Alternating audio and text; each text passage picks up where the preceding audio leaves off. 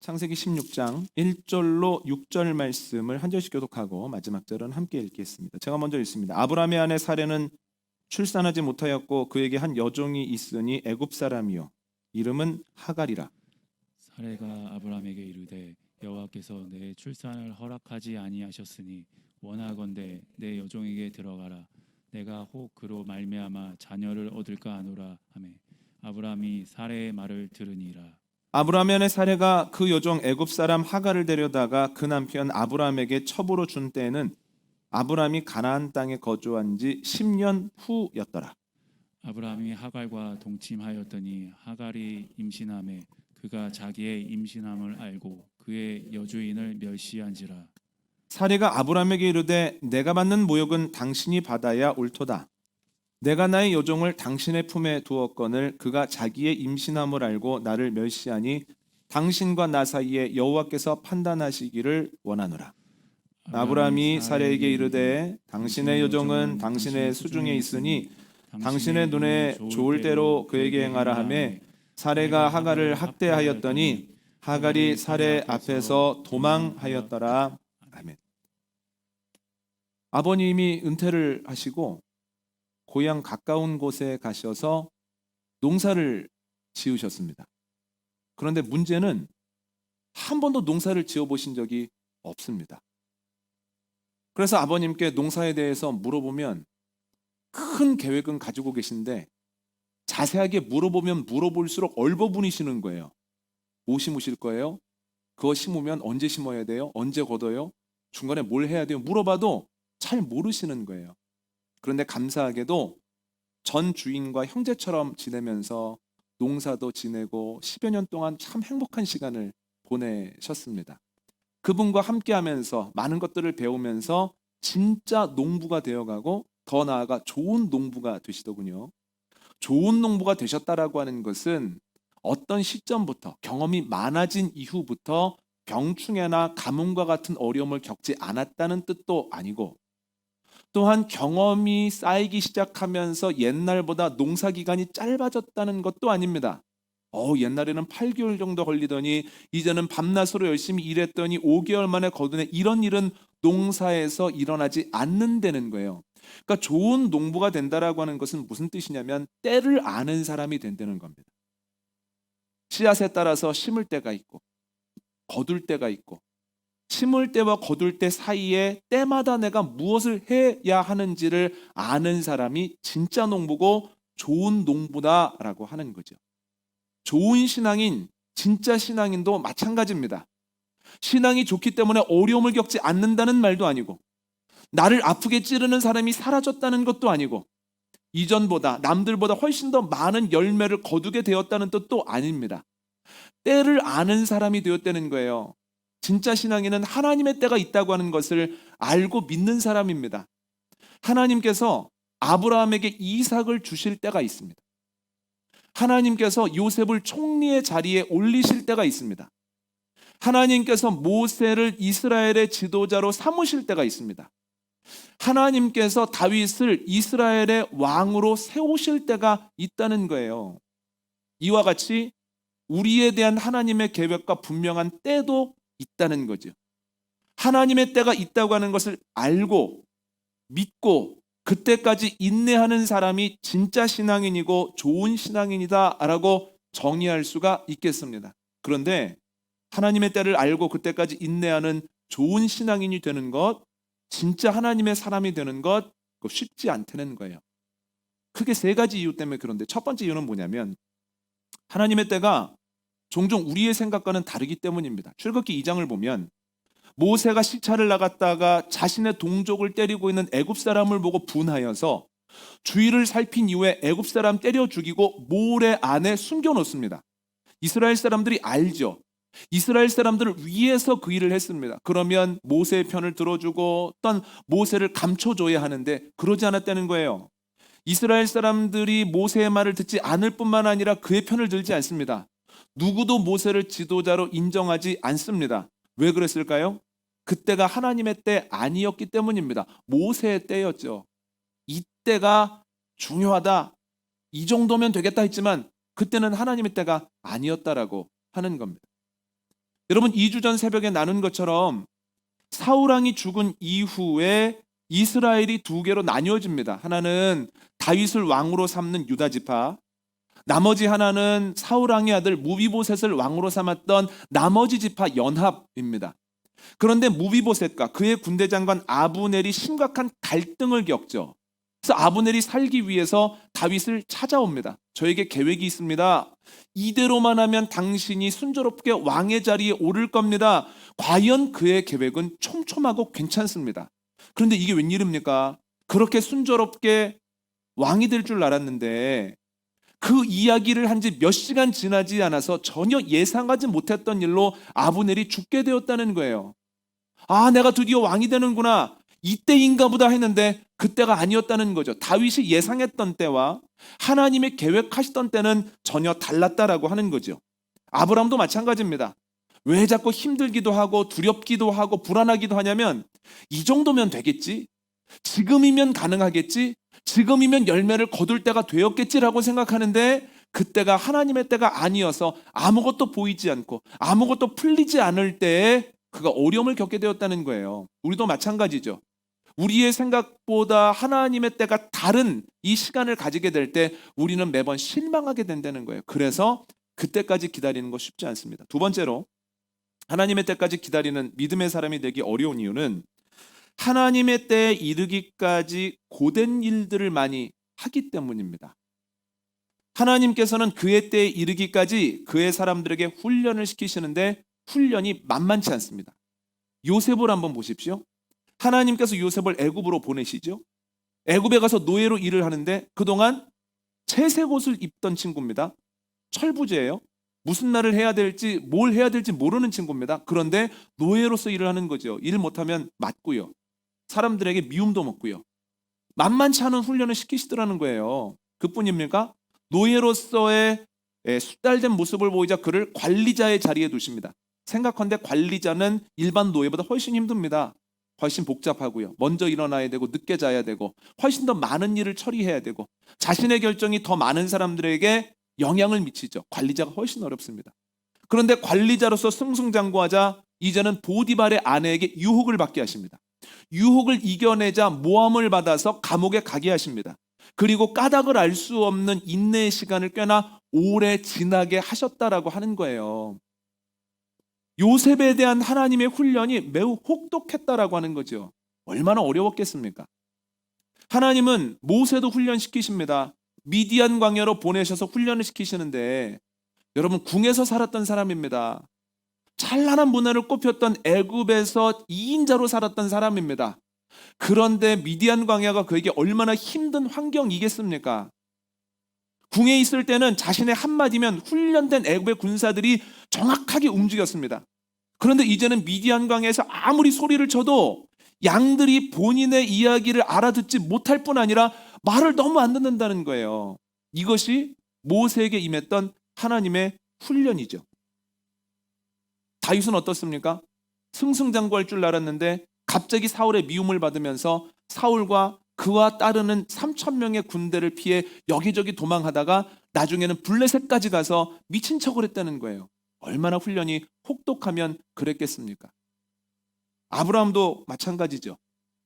하나님의 말씀대로 하란을 떠나 가나안 땅으로 갔는데 거기에서도 계속 남방으로 내려가게 하시고 기근도 이겨야 되고 또한 여러 가지 일들을 하는 가운데 혹독한 일들 많이 겪었다라고 하는 겁니다. 여러분, 하나님은 우리도 훈련시키십니다. 그런데 그 훈련이 내 생각보다 훨씬 더 고될 때 그만할까? 포기해버릴까? 그냥 하란으로 돌아가 버릴까? 끝내버릴까? 이 가정 깨버릴까? 이런 생각이 계속 들 수밖에 없다는 거예요. 세 번째로 하나님의 때까지 기다리기 어려운 이유는 하나님의 때가 종종 생각보다 더디기 때문이에요. 요셉이 훈련을 시작한 것이 10대 중후반입니다. 총리의 자리에 오른 것이 30살 때입니다. 그러면 그가 훈련받은 시간은 13년에서 14년입니다. 말이 좋아 13년, 14년이지 얼마나 힘들었을까 싶습니다. 하나님의 때가 생각보다 더디 왔죠. 여러분, 그런데 다윗의 훈련 기간은 이거보다 조금 더 깁니다. 사울에게 쫓겨다녔던 10년, 무비보셋과 갈등했던 2년, 그리고 무비보셋이 죽은 이후에 하나님의 방법대로 왕위에 오르기까지 5년 6개월, 도합 17년 6개월 동안 혹독한 훈련과 인내의 시간을 가졌다는 거예요. 그런데 모세는 더 심합니다. 모세는 무려 40년을 미디안 광야에서 훈련받습니다. 더디죠. 너무너무 더딥니다. 그런데 아브라함도 마찬가지입니다. 하나님의 말씀을 듣고 75세 때 하란을 떠나거든요. 그의 족보를 보면 75세는 이미 첫 아들 낳기에는 매우 늦은 시간입니다. 그럼에도 하나님에 대한 기대를 품고 하란을 떠나지 않습니까? 그런데 10년이 지났음에도 불구하고 자녀가 생기지 않는 거예요. 하나님의 때가 너무 더딘 거죠. 하나님의 때가 더디 올 때 우리에게 주어지는 생각은 뭐냐면 내가 잘못 들었나? 이겁니다. 아브라함도 똑같아요. 내가 잘못 들었나? 하나님의 뜻이 아닌데 내가 너무 아들 낳기를 원해서 잘못 들어서 하란을 떠난 건가? 끊임없이 의심을 합니다. 그런데 감사한 것은 내가 잘못 들었나 할 때마다 하나님이 그에게 오셔서 약속을 재확인시켜 주십니다. 아브라함아, 아니다. 내가 너에게 자손과 땅을 허락할 것이다. 걱정하지 말아라. 계속해서 확인시켜 주시죠. 그래서 그의 마음이 낙심되려 할 때마다 다시 힘을 얻습니다.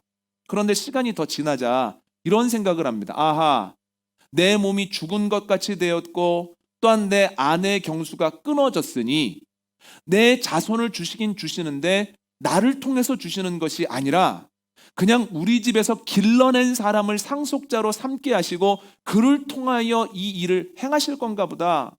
그랬더니 하나님께서 말씀하시죠. 아브라함아, 니네 집에서 자란 엘리에셀이 아니라 네 몸에서 난 자손을 통하여서 이런 일들이 일어날 거다. 하나님께서 또 알려주시죠. 그런데 시간이 갑니다.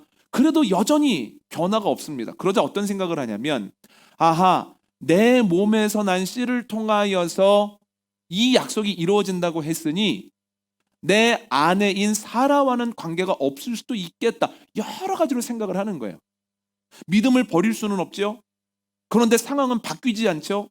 점점 더 어려워지니까 이런 생각 저런 생각을 하면서 어떻게든 버텨보는 겁니다. 그런데 그때 마침 그의 아내가 와서 이런 얘기를 합니다. 여보, 하나님이 나를 통해서는 자손을 주시지 않으니 내 몸종 하갈을 통해서 아들을 얻어보는 것이 어때요? 그러니까 아브라함이 아 그렇구나, 이게 하나님의 뜻이었구나 하면서 하갈의 말을 따릅니다. 오늘 본문을 보면 안타까운 것이 그가 사라의 말을 따르니라 라고 나오는데요. 아브라함은 지금까지 하나님을 따라 여기까지 왔습니다.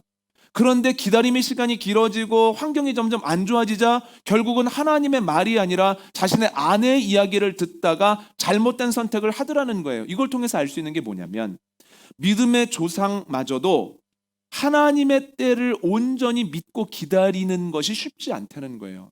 쉬운 일이라면 왜 아브라함이 이런 실수를 했겠습니까?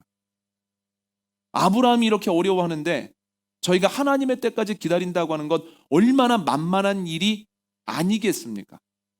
그런데 오늘 본문에 나오는 얘기를 조금 더 이어가자면 하갈이 아기를 갖습니다.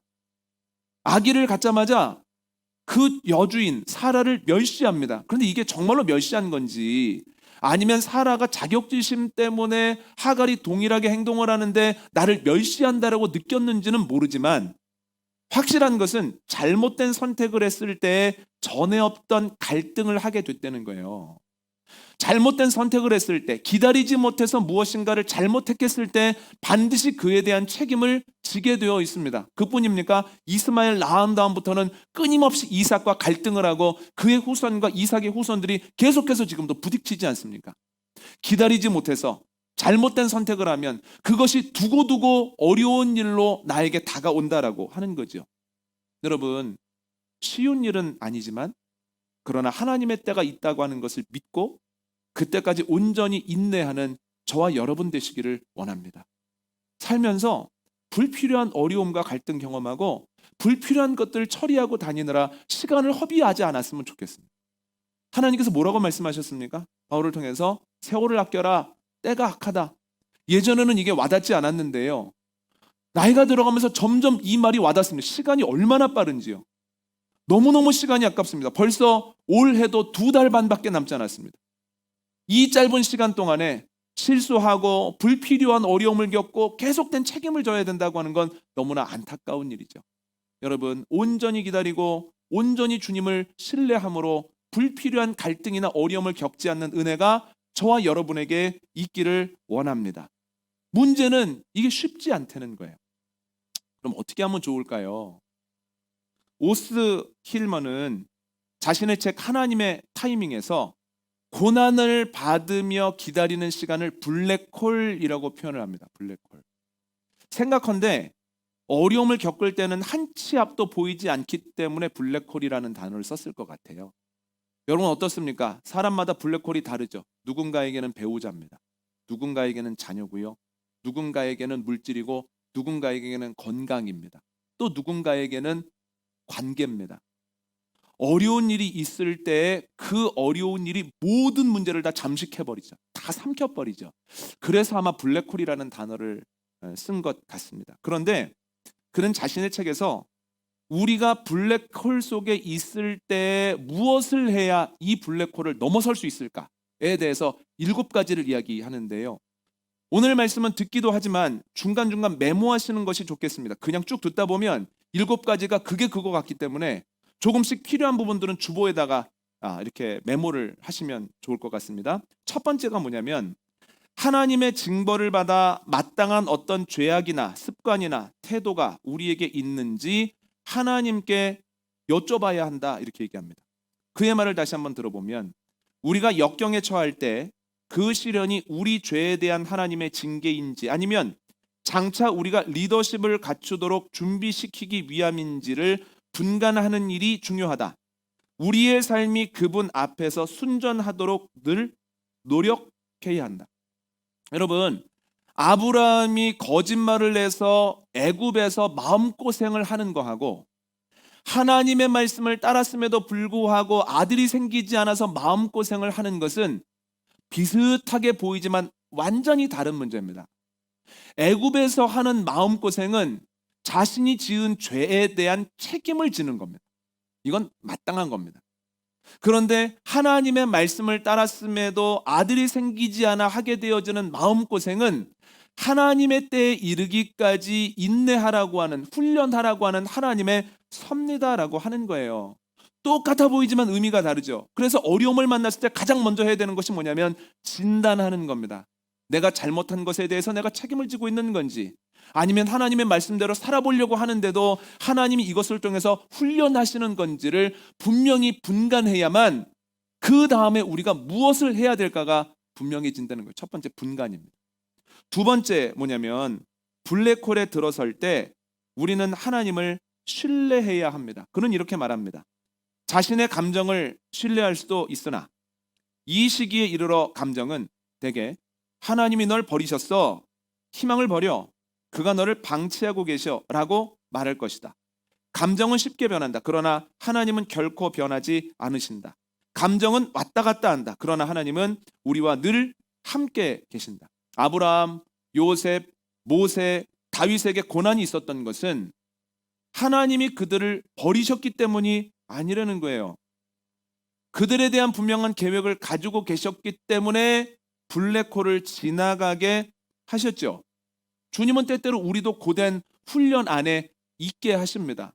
왜냐하면 우리에 대한 분명한 계획을 가지고 계시기 때문이에요. 그런데 이 고된 일을 겪을 때 끊임없이 사단은 우리의 마음속에 거짓된 생각을 심으려고 합니다.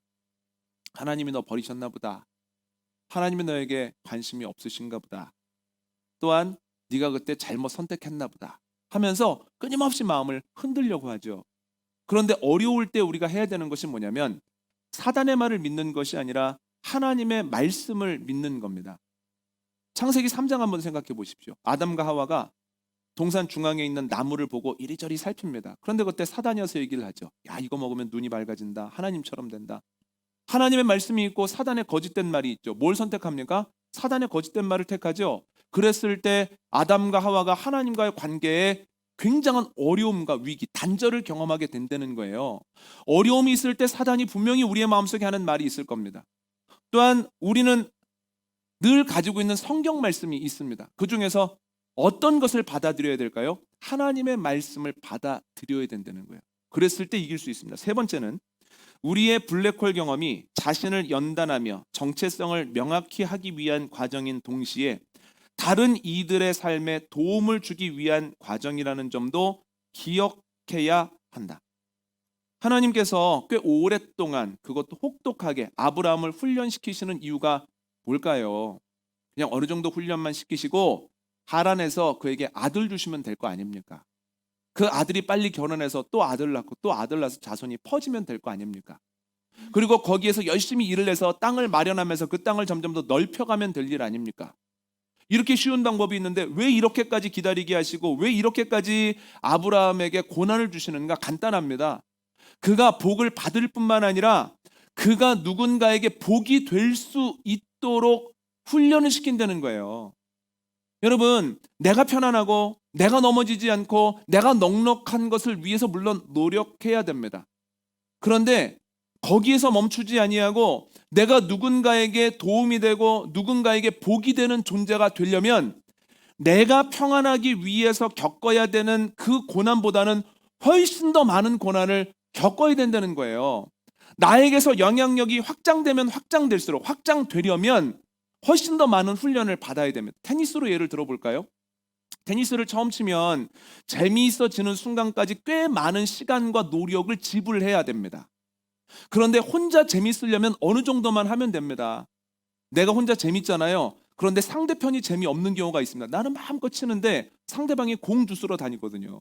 나는 재미있는데 상대방이 힘듭니다. 그런데 거기서 조금 더 연습을 하면 내가 재밌는 데에서 상대방도 재밌는 데까지 이른다는 거예요. 그래서 공이 이리저리 오가면 그리고 게임이 되기 시작하면 함께 행복합니다. 그런데 거기에서 더 나아가 훈련을 하고 혹독한 과정을 겪고 나면 우리 둘만 즐거운 것이 아니라 그것을 바라보는 사람들에게까지도 야, 이 테니스라고 하는 운동이 참 재밌는 운동이구나, 오묘하구나, 변수가 많구나라고 하는 것을 깨닫게 된다는 거예요. 내가 재밌기 위한 훈련, 상대방까지 재밌기 위한 훈련, 그것을 보는 모든 이들이 재밌기 위한 훈련은 다 다르죠. 영향을 주려 하면 할수록 더 많은 훈련을 해야 된다는 거예요. 아브라함이 편안하게 사는 것까지가 주님의 목적이었다면 그렇게까지 혹독한 훈련 안 시키셨을 겁니다. 그런데 아브라함을 통하여 누군가를 믿음으로 나오게 하시고 그의 삶을 살리시기 위하여서 복의 근원 삼기 위하여서 그를 훈련시키실 때는 그 훈련이 혹독할 수밖에는 없다는 거예요. 네 번째 읽겠습니다. 우리는 이 시련을 견딜 수 있는 은혜와 역경 가운데 하나님의 교훈을 배울 기회를 달라고 간구해야 한다. 그는 이렇게 얘기합니다. 블랙홀 과정을 서둘러 끝내려 하거나 자신의 노력으로 스스로를 구하고자 하는 우를 범해서는 안 된다. 요셉이 깊은 웅덩이에 빠졌을 때 그가 할 수 있는 일은 오직 기도하고 주님을 신뢰하며 역경의 교훈을 배우는 것뿐이었다. 여러분, 하나님의 때가 사람의 때보다 훨씬 정확합니다. 다르다고 말씀드렸잖아요. 그런데 다를 때는 뭘 붙잡아야 되냐면 하나님의 때를 붙잡아야 합니다. 그런데 하나님의 때에 이르기까지 우리가 기도해야 하는 것은 하나님 너무 힘들어요. 이 고난을 좀 짧게 해주십시오. 좀 줄여주십시오. 라고 하는 훈련 기간에 대한 기도가 아니라는 거예요.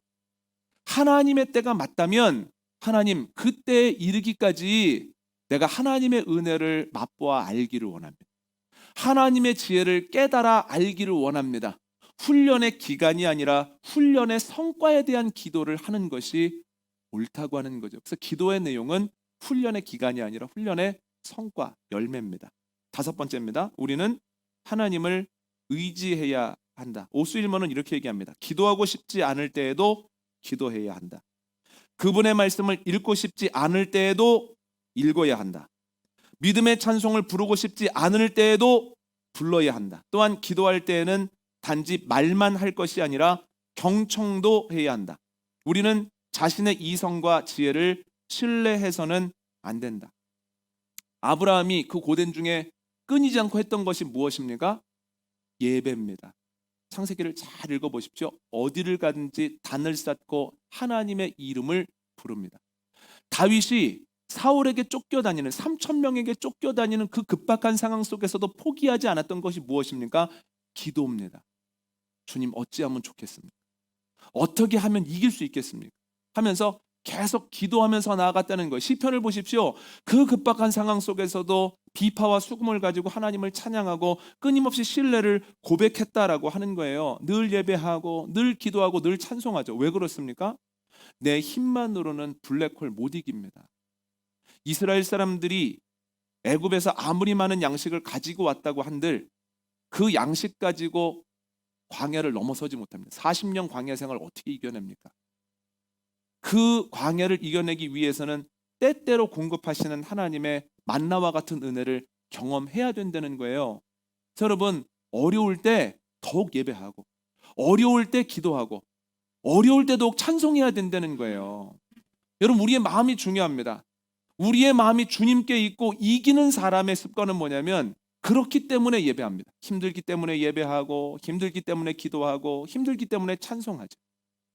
또한 평안하기 때문에 예배하고 평안하기 때문에 기도하고 평안하기 때문에 찬송하죠. 그런데 알기는 하지만 문제 앞에서 무너져버리는 사람이나 무너져버리는 가정의 특징이 뭐냐면 그래서 예배 못합니다. 위기를 맞았기 때문에 힘들기 때문에 예배를 쉬고 기도를 쉬고 찬송을 쉬죠. 편안하기 때문에 아무 일도 일어나지 않기 때문에 예배하지 않고 기도하지 않고 찬송하지 않죠. 똑같습니다. 여러분 아시지 않습니까? 사람 사는 거 똑같습니다. 위기가 없을 때가 없고 그 위기가 쉬울 때 없습니다. 그러나 그 위기를 만났을 때 그래서 예배하느냐 아니면 그래서 예배하지 못하느냐가 그 사람의 성패를 좌우한다라고 하는 거죠. 그래서 늘 주님께 나아가야 된다라는 거예요. 여섯 번째는 이것입니다. 우리는 새로운 진리와 새로운 관점에서 늘 민감해야 된다. 오수일문의 이야기를 또 읽습니다. 바울이 주님을 만났던 것도 요한이 열린 하늘문을 통해 계시를 보았던 것도 그리고 요셉이 하나님의 은총을 경험했던 것도 바로 이 감옥에서였다. 우리 중에는 슬픔에 잠겼을 때만 하나님의 은총을 체험하는 이들이 덜어 있다. 밤은 별을 볼 수 있는 최고의 시간이다. 여러분 창세기 15장 말씀 생각나십니까? 아브라함이 막 힘들어하죠. 그랬더니 하나님께서 그를 밖으로 이끄시고 밤하늘을 한번 올려다봐라 이렇게 말씀하시죠. 그리고 이렇게 또 말씀하시죠. 너의 자손이 이와 같이 많을 것이다. 걱정하지 말아라. 하나님께서 아브라함에게 뭐 명하시는 겁니까? 시선을 전환하라는 거예요. 아유 나는 아들이 없네. 아유 저 사람 봐라. 아들이 있을 뿐만 아니라 30살에 애 낳아가지고 벌써 애들이 또 분가하고 저렇게 잘 되는데 나는 왜 이럴까? 계속해서 문제만 바라보니까 낙심이 되는 거거든요. 그러니까 하나님께서 너 문제 바라보지 말고 하늘 바라봐라. 내가 있는 곳을 바라봐라. 내가 해놓은 것들, 내가 만든 별들을 한번 바라봐라. 하나님을 바라보고 하나님이 하신 일들을 바라볼 때 하나님이 하실 일들에 대한 기대가 생기기 때문에 하나님이 문제에서 하늘로 너의 시선을 전환하라고 분명히 이야기를 하죠. 골로새서 3장 1절로 3절에서 뭐라고 말씀하십니까? 그리스도와 함께 살리심을 받았으면 이제는 위의 것을 생각하라는 거예요. 구원을 받았다고 하면서 하나님을 믿는다고 하면서도 그 시선이 위로 전환되어지지 아니하면 느끼는 감정, 하게 되는 행동, 삶의 양태가 똑같기 때문에 이제는 위의 것을 바라보라고 하는 거죠. 여러분, 이제는 하늘을 바라봐야 합니다. 하나님을 바라봐야 하고 하나님이 하신 일들을 바라봐야 합니다. 그럴 때 하나님이 하실 일들에 대한 기대감이 내 마음에 생기기 시작한다는 거예요. 7번째입니다. 우리는 매일 최선을 다해야 된다. 오수일문은 이렇게 얘기합니다. 우리는 오직 하나님께 받은 지금 이 순간을 살아야 한다. 우리의 구원의 시점은 하나님의 스케줄에 따라 임할 것이다. 그러나 지금은 하나님이 맡기신 일에 충실하고 그가 허락하신 자리에서 만족해야 한다. 여러분 어딘가를 가기 위해서 내비게이션을 키지 않습니까? 그럼 예상 시간이 나오죠. 예상 시간이 꽤 정확합니다. 교통 상황을 다 고려해서 나오기 때문입니다.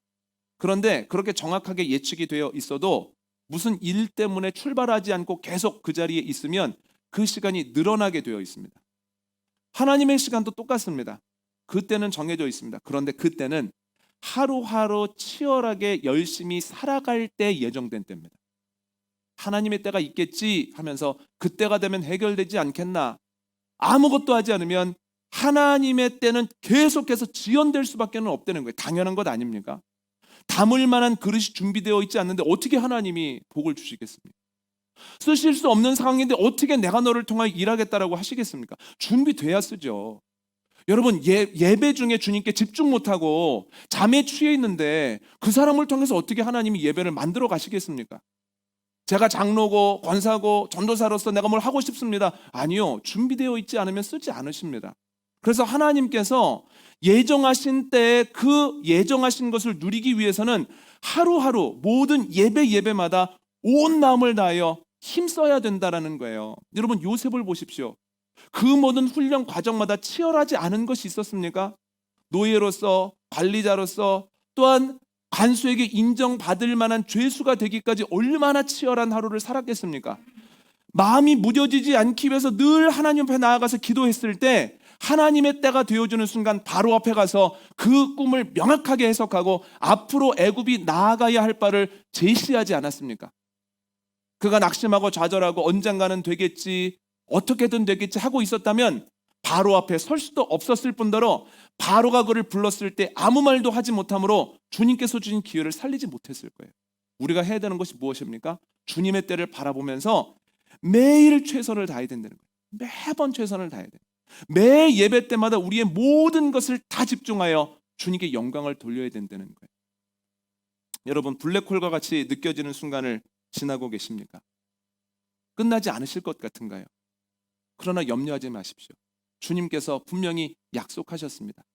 선을 이루다가 낙심하지 말아라. 때가 되면 이루리라. 여러분, 때가 되면 이루리라가 무엇을 전제하고 있습니까? 하나님의 예비하신 때가 있다는 거예요. 그러므로 우리 생각에는 너무 더딘 것 같아도 하나님의 때가 다가오고 있습니다. 이 어려운 바람을 나 혼자 다 맡고 있는 것 같아도, 다 무관심하고 나만 힘든 것 같아도 하나님이 나와 함께 하시고 나를 품에 안고 계십니다.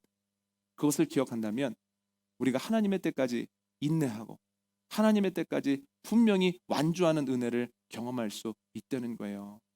여러분, 하나님의 때를 믿고 그때까지 잘 인내하는 진짜 신앙인, 좋은 신앙인, 하나님의 때 하나님의 면류관과 칭찬을 받는 복된 하나님의 사람들 되기를 원합니다. 오늘 말씀 정리합니다. 좋은 신앙인은 하나님의 때가 있다는 것을 알고 믿음으로 그 때를 기다립니다. 그런데 좋은 신앙인으로 사는 거 쉽지 않습니다. 세 가지 이유 때문인데요. 첫 번째는 하나님의 때가 종종 우리의 때와 다르기 때문입니다. 두 번째는 하나님의 때에 이르기까지 고된 일들을 많이 경험하기 때문이고요. 세 번째는 하나님의 때가 내 생각과 비교하여 너무 더딜 때가 많기 때문입니다. 그러나 걱정하지 마십시오. 하나님께서 나를 사랑하시기에, 나에 대한 계획을 가지고 계시기에 이런 일들을 행하신다고 하는 것을 믿고 늘 주님께 나아가 새 힘을 얻고 최선을 다하는 삶을 살아갈 때 나도 모르는 사이에 그때가 이루게 될 것입니다. 하나님의 때에 이르기까지 포기하지 않고 중간 결산하지 않고 결국은 승리하고 마는 저와 여러분 되시기를 원합니다.